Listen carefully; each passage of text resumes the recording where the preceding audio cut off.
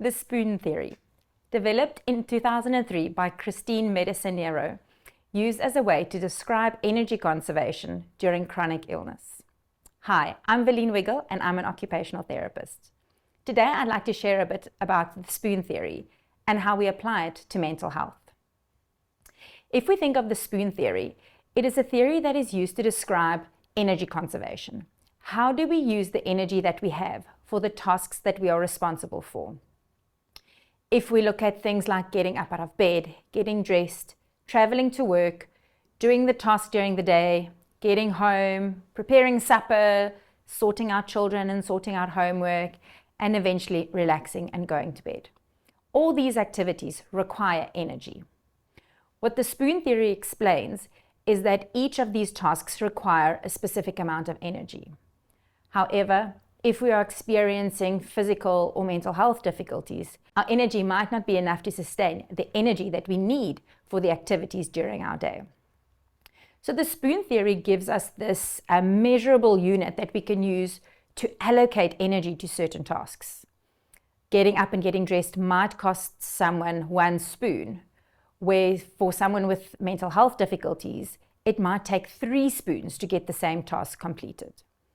So we really encourage people to look at the spoon theory and use it as a way to navigate how much energy I'm going to spend on which task.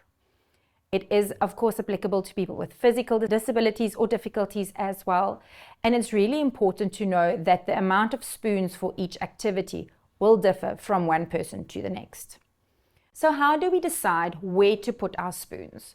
What activities and tasks are important enough that we can allocate those very precious spoons? We often use the Eisenhower matrix as something to help us decide how important an object or a task is and how much attention or spoons do we need to delegate it. So the Eisenhower matrix works with 2 axes, an importance axis and an urgency axis. If we look at things that are important and not important, and are they urgent or not urgent? So if something is important and urgent, we do it right now. It's something that we prioritize and we allocate time and our spoons to that task. If something is important but not urgent, we schedule it. We decide when we're going to do this, what day allows us to allocate a bit more spoons to that task. If something is urgent but not important to us, we delegate it. Give this activity or task to someone else who may have more spoons available for it.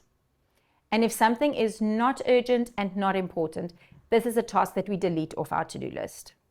Should it come up again in future or require our attention again, we are happy to put it back in the appropriate quadrant when we have the spoons available to do so.